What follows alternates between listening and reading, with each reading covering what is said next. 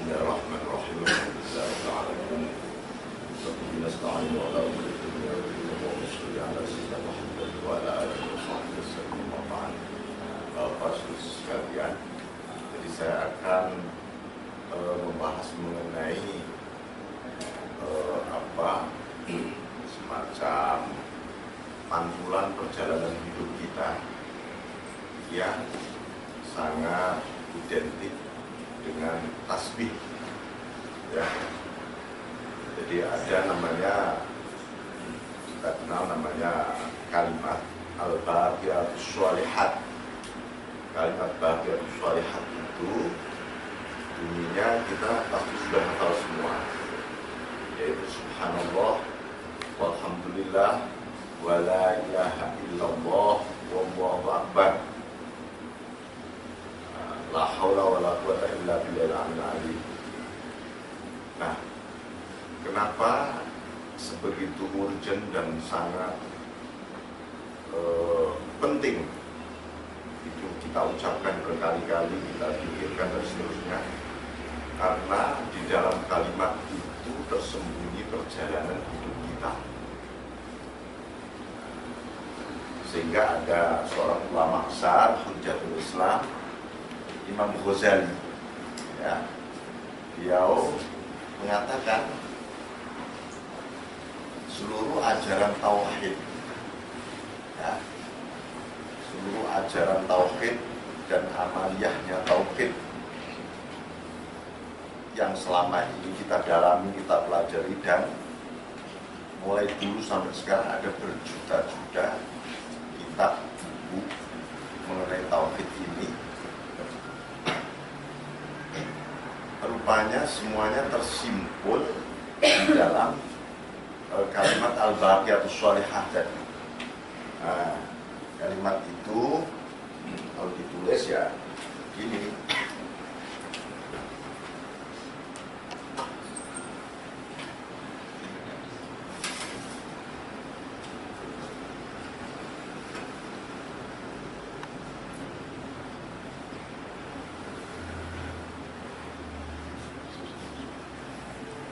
Subhanallah walhamdulillah wa la ilaha illallah wallahu akbar.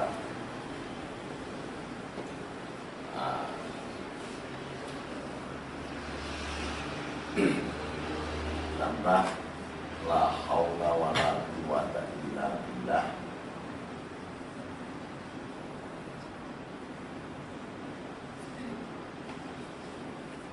Aliyul azim.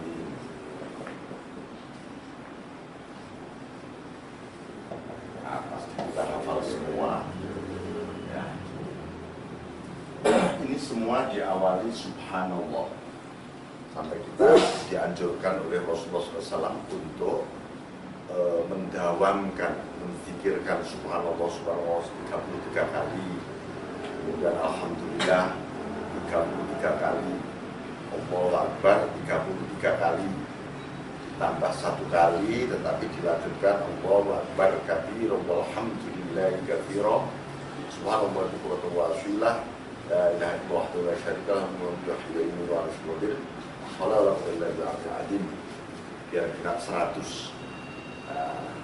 Ini diawali subhanallah. Subhanallah itu artinya maha suci Allah. Perjalanan maha suci ini kan ucapan yang diajarkan oleh Allah kepada kita. Kenapa kita harus mengucapkan maha suci Allah, maha suci Allah, maha suci Allah?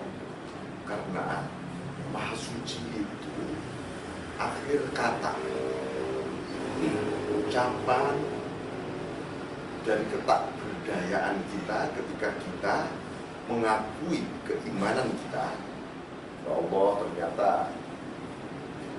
engkau ini, jadi begini, misalnya kita ini mendalami Asmaul Husna sampai sampaannya, sampai saatnya, mendalami sifat-sifat Allah semuanya.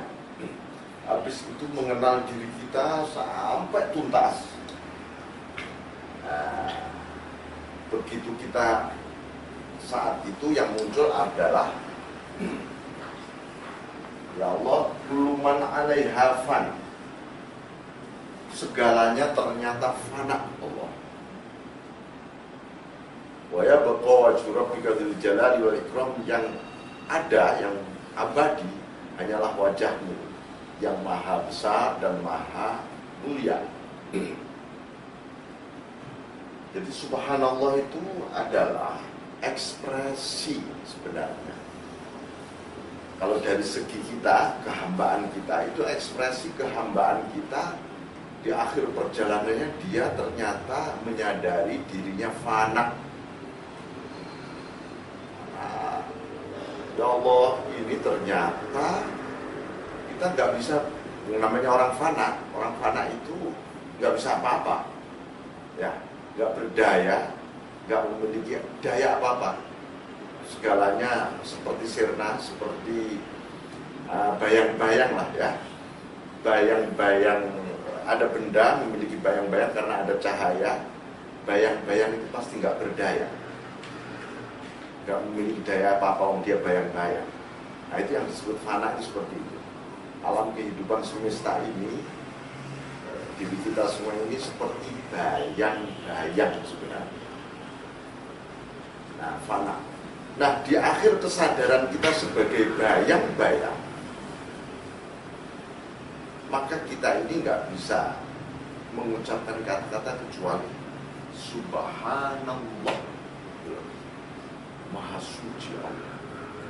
Jadi Anda mengucapkan Subhanallah itu sebenarnya Anda harus seperti habis mengarungi seluruh alam semesta, ya, mulai dari bumi paling dalam sampai langit Sabtuju, sampai aras sana, ya, itu rasanya Anda sudah habis mengalami itu semua. Maka setelah Anda mengarungi perjalanan habis, ya dunia, ya akhirat, semua Anda seperti Anda arungi, maka tidak ada kata lain kecuali Subhanallah.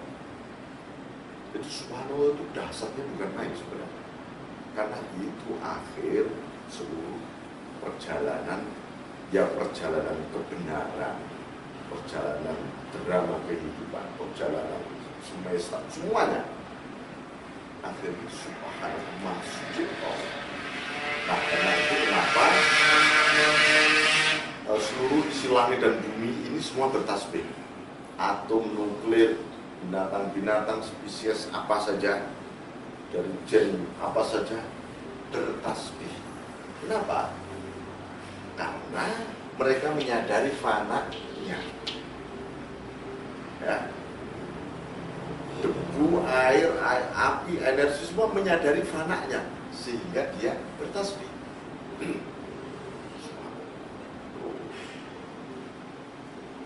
Nah, kita manusia ini makhluk yang sempurna, dan karena kesempurnaannya inilah manusia mesti dikembalikan, karena begitu kita hidup di dunia ini dalam alam yang serba bayang-bayang tadi, dan betapa banyak manusia mulai zaman dulu sampai sekarang ini, hampir separuh lebih, apalagi hari ini, yang lebih banyak menyembah bayang-bayang. Menyembah bayang-bayang itu apa? Ya, menyembah bayang-bayang. Orang menyembah berhala itu menyembah bayang-bayang sebenarnya. Karena itu Allah Subhanahu wa taala memerintahkan Nabi suruh memberi nama kepada berhala-berhala. Coba kasih sampai tumuh, kasih apa itu, tahu nama-namanya apa? Orang-orang kafir di zaman jahiliyah tidak berani mengatakan ini batu, ini kayu, ya toh, ini batu, nggak berani. Dia katakan ini Tuhan, katanya gitu. Coba kalau dia menyadari itu hanya batu, hanya kayu, oh, ini bukan Tuhan ini ternyata. Nah, di bayang-bayang itu tadi menjebak. Coba. Nah, ini namanya al-fana. Manusia dia pada kesadaran kefanaannya, hangus, habis, gak berdaya, dia hanya mengucapkan subhanallah. Nah, dilanjut walhamdulillah.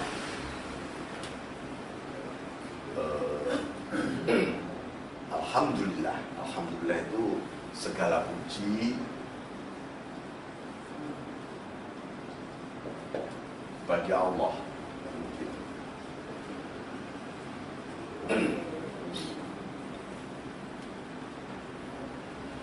Nah, begitu seseorang mengucapkan subhanallah akhir perjalanan, saya sering mengingatkan peristiwa Isra Mi'raj Nabi. Itu satu-satunya surat yang diawali dengan subhana. Di Al-Quran itu hanya surat Al-Isra. Tidak satupun surat di Al-Quran yang diawali dengan kata subhana. Kenapa ini surat Al-Isra ini, Isra Mi'raj Nabi ini diawali dengan subhana? Karena ini perjalanan Rasulullah untuk dibukakan sebuah kesadaran universal mengenai fana belkau, fananya alam.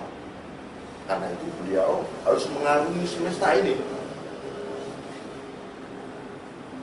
Berakhir dengan fana. Selain Allah, fana. Karena dia menyadari kefanaannya, wa yabqa wajhu rabbik. Yang abadi, yang bako hanyalah wajah Tuhanmu. Maka di alhamdulillah inilah disebut al-baqo. Maksudnya apa? Kesadaran kita akan bakoknya Allah, abadinya Allah, tak berubahnya Allah, mahanya Allah. Maka manusia tidak bisa mengucapkan kecuali segala puji hanya bagimu Allah. Kenapa ya kita ini kok tiba-tiba diperintah mengucapkan habis subhanallah alhamdulillah urutannya? Ini menggambarkan segala puji bagi Allah itu setelah kita mengarungi siapa diriku, siapa alam ini, siapa makhluk ini. Ya Allah, yang maha suci Engkau Allah. Ini kita bergulat di sini sampai betul-betul kita sadar, karena itu yang abadi hanya Engkau Allah.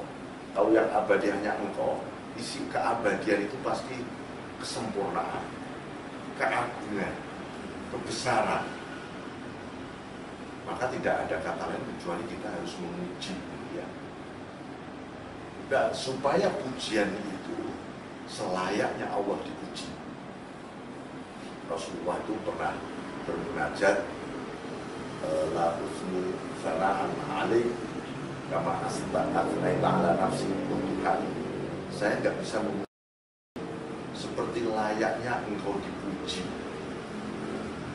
Pujian seluruh makhluk ini kalau dikumpulkan jadi satu, dikalikan jumlah makhluk lagi, itu tetap nggak seimbang dengan kebesaran, keagungan, keuluan, kesempurnaan Allah yang berhak dipuji. Karena itu, ya Allah, bagaimana ya memuji? Allah ngajari kepada kita lewat surat Fatihah. Surat Fatihah itu bunyinya bismillahirrahmanirrahim, alhamdulillahirabbil alamin. Bukan bismillahirrahmanirrahim, ahmadullah, aku memuji Allah, tidak. Tetapi segala puji bagi Allah. Supaya apa? Supaya hamba-hamba Allah itu memuji Allah selayaknya Allah dipuji. Makanya langsung para hambanya diajari, kalau kamu memuji aku, bunyinya alhamdulillah. Alhamdulillah. Boleh mengucapkan alhamdulillah nahmaduhu wa nasta'inuhu wa nastaghfiruh, tapi diawali alhamdulillah, nahmadu, kami memujimu, dan seterusnya. Nah, alhamdulillah ini statement, deklarasi kita mengenai keabadian ilahiyah Maka kalau di dalam subhanallah ini, maka kita mengenal sifat jalaliyah, sifat-sifat kebesaran. Maha kuasa itu sifat kebesaran, maha menentukan, maha tegas, maha menyiksa, maha memaksa. Itu sifat-sifat kebesaran yang isinya karisma. Nah, di situ itu semua kalau dipahami, kita itu juga akhirnya subhanallah. Tapi di alhamdulillah ini jamaliyah, keindahan. Jamaliyah, keindahan. Jadi keindahan itu pasti berbalik menjadi pujian. Alhamdulillah, sifat maha sayang Allah, maha memberi rezeki, maha mengampuni, indah semua kan. Maha lembut, maha mendampingi, maha peduli. Itu semua lembut semua, indah. Alhamdulillah. Nah, di dalam basmalah kita ada Bismillahirrahmanirrahim. Ya, ada Ar-Rahman, ada Ar-Rahim. Ar-Rahman itu masuk kategori jalaliyah. Ar-Rahim masuk jamaliyah. Ar-Rahman itu kasih sayang Allah kepada hambanya di seluruh dunia ini. Itu dapat rahmannya Allah. Yang Islam, yang non-Islam dapat semua. Ya. Tetapi rahmaniyahnya Allah, rahmannya ini harus diraih dengan kesiapan diri kita untuk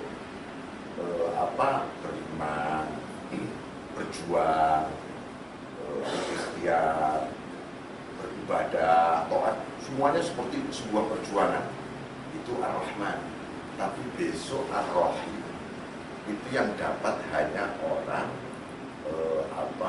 yang beriman, dan itu di akhirat nanti. Di akhirat orang non mukmin tidak akan mendapat rahimnya Allah. Dia hanya di dunia saja Rahman saja, rahimnya nggak dapat. Nah, rahim itu kasih sayang cinta Allah tanpa usaha. Tanpa usaha.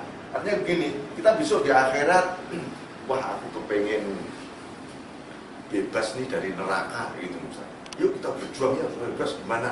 Nggak ada.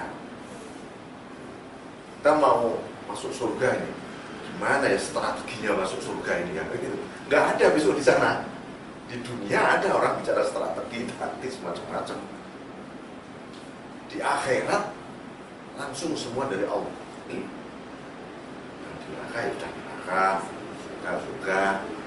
Itu karena rohimnya Allah hanya diberikan kepada orang-orang beriman. Karena itu Rasulullah SAW itu disifati oleh Allah Raufur Rahim. Laqad ja'akum rasulun min anfusikum azizun 'alaihi ma antum harisun 'alaikum bil mu'minina Raufur Rahim. Raufur Rahim sifat Nabi, bukan Raufur Rahman. Bukan. Ya, Nabi itu bukan Raufur Rahman, tapi Raufur Rahim.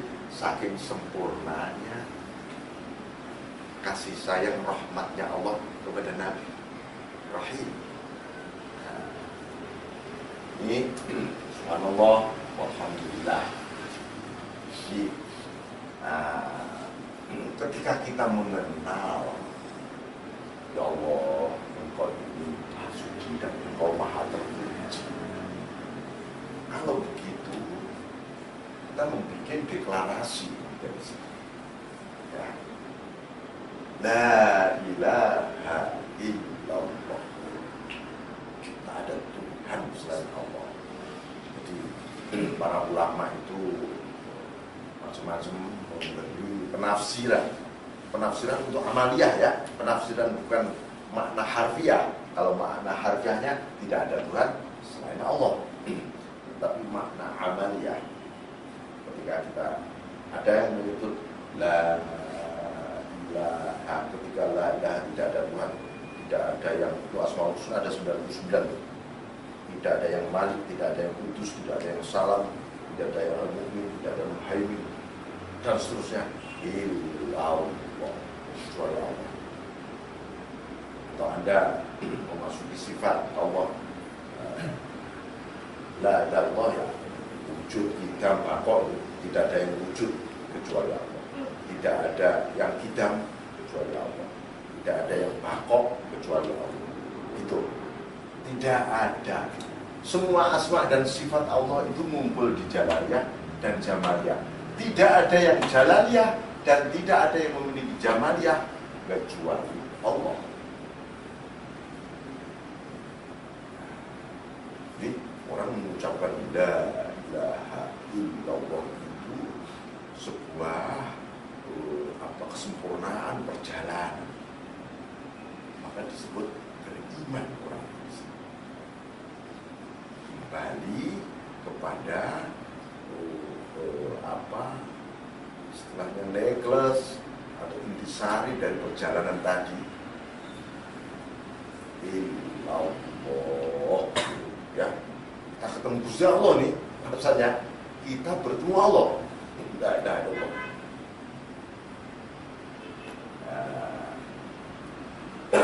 Ini sebagai salah satu rukun syarat orang disebut beriman kalau sudah mengucapkan la ilaha illallah. Ini perjalanan kita. Nah, begitu kita itu mengucapkan la ilaha illallah, terus setiap hari kita perbaharui terus iman kita. Ya, setiap hari kita berkali-kali mengucapkan la ilaha illallah itu untuk memperbaharui itu artinya yang disebut memperjet itu iman aku. Kata Rasulullah SAW sampai beliau perbaharui iman la ilaha illallah dan mengucapkan la ilaha illallah. Memperbaharui itu karena apa? Iman ini memiliki tingkat kontaminasi di hati kita itu, yang luar biasa. Anda habis sholat, habis ini tiba keluar jalan raya, lihat motor lewat, mobil lewat, handphone bunyi, ini apa? Kita sudah kayaknya di alam lain lagi, sudah. Itu ini di alam apa ya? Kok tidak ada Tuhan rasanya di sini sudah. Tadi saya di ruangan tadi ada Allah ya. Di sini sudah nggak ada rasanya. Nah, ternyata ada kontaminasi debu itu luar biasa. Karena itu kita harus klarifikasi lagi, baca la ilaha illallah. Terus supaya apa? Clear lagi. Nah, di sini. Maka kita memasuki yang keempat. Ya, habis la ilaha illallah apa ini? Ya, nggak ada kata lain kecuali Allah Akbar. Allah Maha Besar. Orang mengatakan Allah Maha Besar itu sama dengan aku. Habis nggak ada apa-apanya sudah. Yang karena engkau Maha Besar. Nah, Allahu Akbar ini posisinya seperti eskalasi perjalanan iman kita. Di akhir seluruh perjalanan ini, akhirnya Allah Akbar. Allah Maha Besar. Nggak ada yang besar.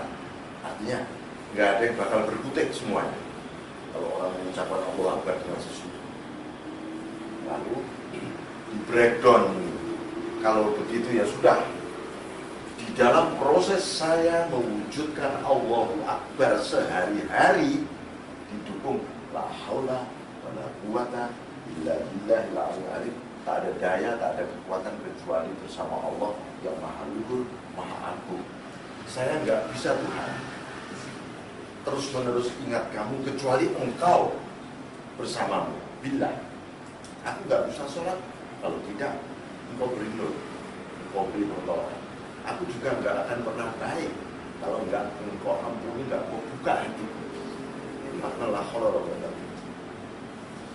Ya.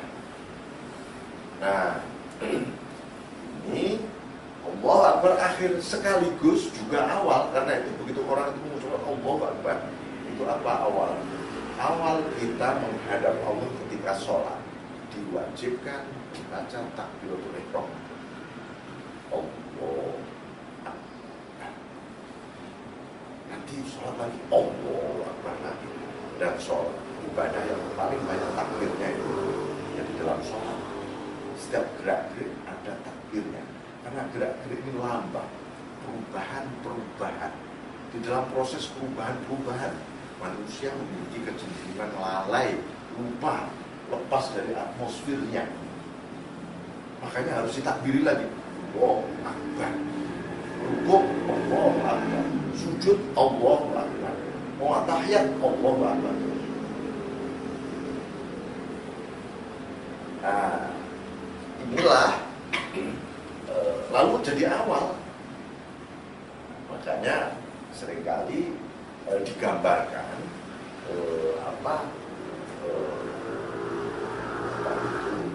sholat jenazah, ya, sholat jenazah orang mati itu takbirnya 4 kali. Kenapa? Itu untuk menguatkan perjalanan si mayat tadi. Pertama kali apa yang ditakbiri adalah setan, iblis, dan segala instrumennya. Takbir yang kedua menakbiri hawa nafsu kita ini dengan seluruh komponen-komponennya, semua takbir. Yang ketiga menakbiri dunia dan akhirat. Dunia dan akhirat juga harus ditakbiri. Takbir yang keempat menakbiri segala hal selain Allah. Lalu benar-benar si mayat itu bisa kembali pada Allah. Karena semua sudah habis, ditakbiri semua. Dunia, akhirat, segala hal selain Allah, nafsu, setan, habis. Kembali irji'i ila rabbi, kembali pada Allah. Nah, cuman kita diajari oleh Rasulullah dalam sholat ini diwajibkan takbir. Begitu Allah Akbar di awal itu kita sholat, segala hal selain Allah harus habis, nggak ada. Nah, kalau Anda bisa sholat seperti itu, bisa. Ya, hanya engkau saja yang ada Allah. Jangan begitu. Begitu baca Fatihah, baca surat, geleyang pikirannya sudah. Mulai mikir ini, kantor tadi belum beres, ini. Sudah, Allahu Akbar lagi, ya, supaya hanyut lagi, habis lagi, ya, segala urusan hilang semua. Wah, suci kau ya Allah, yang maha Subhanallah wa bihamdi. Sampai Allah mendengarkan. Kita puji lagi Allah. Allah mendengarkan orang yang memujinya. Sampai kita sujudkan lagi Allah Akbar. Habis diri kita. Menggambarkan sirnanya diri kita habis. Dan wujud kepatuhan total. Jadi karena itu Rasulullah menganjurkan kita berzikir ini. Subhanallah, alhamdulillah, wa la ilaha illallah, Allahu akbar, la haula wa la quwwata illa billah. Ada paling enggak kalau habis ada punya zikir khusus ini. Selesai itu ngapain saya? Ya udah zikirnya aja, enggak usah dihitung. Sambil jalan, sambil pulang, sambil berangkat, naik sepeda motor,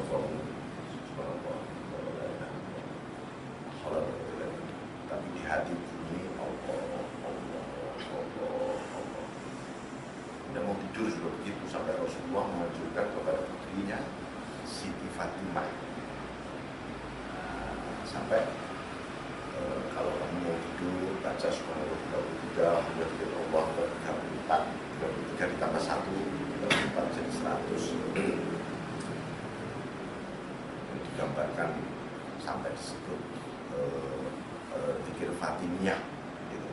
Karena itu zikir yang asalnya dari perintahnya Nabi kepada Siti Fatimah ketika beliau minta seorang pembantu karena tangannya kapalan ya, numbuk apa itu gantung sendiri, bikin kopi sendiri sampai kapal gitu. Sampai akhirnya beliau itu Siti Fatimah, ya Rasul, saya ini kok melas banget gitu, ya ibaratnya gitu. Saya ini kan putri raja, putri nabi, putri Rasul. Allah, saya ini sampai kapalan tangan saya giling apa itu kalau di Jawa itu ya, apa itu numbuk gantung sendiri cucu sendiri. Kok dicarikan ada nggak pembantu gitu ya? Oh ya, akan saya beli yang lebih hebat dari pembantu. Wah, seneng beliau. Apa? Menjelang kamu tidur baca subhanallah, alhamdulillah, Allahu Akbar itu 33 kali. Ini lebih hebat dari pembantu. Anda ini beliau maksudnya apa? Saking hebatnya zikir al-baqiyatus sholihah karena seluruh hidup kita ada di sini. Kita sebagai hamba Allah harus mewujudkan kehambaan kita dan kita mengenal Allah, harus kita yakini ketuhanannya, rububiyahnya. Itu semua ada di sini.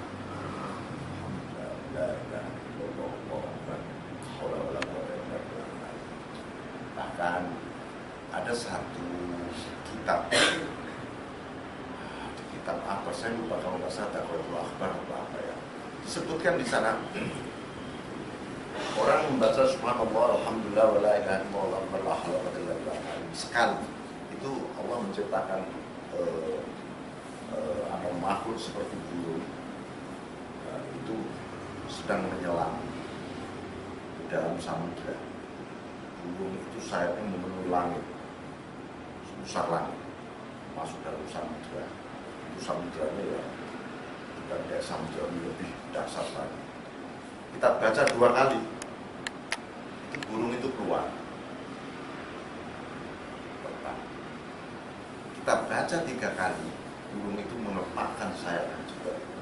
Air di seluruh samudra tadi menetes lewat sayap-sayapnya, dan tetesan itu menjadi malaikat-malaikat semuanya yang jumlahnya tentu tidak terhingga, yang memohonkan ampunan kepada Allah dosa kita yang sedang baca itu. Dulu saya mendengar kata-kata itu dari guru saya ketika saya masih sekolah di Sanawiyah. Itu mikir, masa mungkin baca sekedar subhanallah alhamdulillah lahul ternyata sampai sedahsyat itu. Nah, setelah lama saya renungkan, saya ketemu dengan ungkapan kitab-kitab Imam Ghazali bahwa seluruh ajaran tauhid mana itu tersembunyi di dalam ini semua.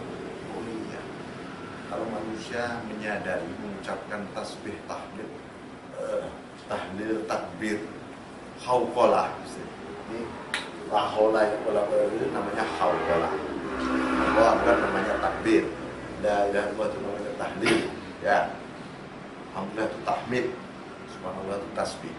Dengan penghayatan seperti ini, ya wajar kalau Allah menciptakan burung yang memohonkan ampunan luar biasa seperti itu.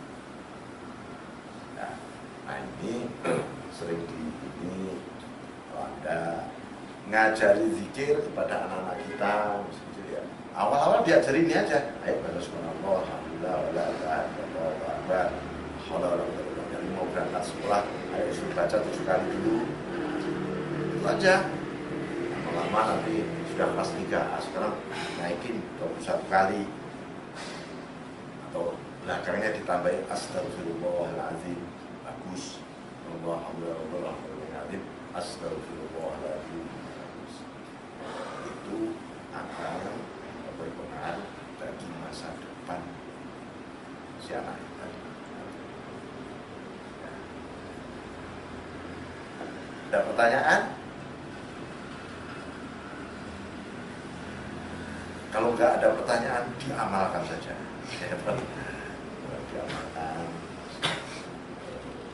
Lupa, ingat ini lagi. Ya. Jangan, oh saya sudah aduh lupa, nggak usah sekalian lah. Jangan. Harus, mumpung Anda masih muda. Ya. Kalau sudah tua, Anda bisa tanya kepada kakek-kakek. Itu bangun malam mau nunggu aja berat banget, jalan berat.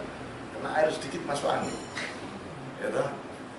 Nanti musim agak dingin, rematiknya pada kumat.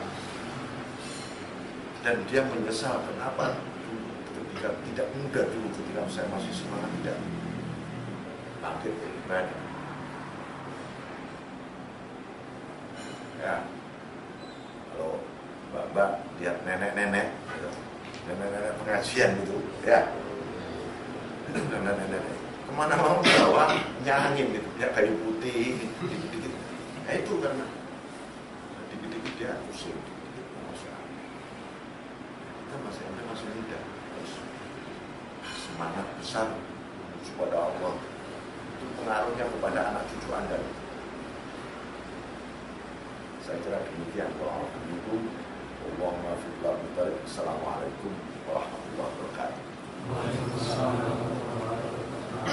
Al-Fatihah.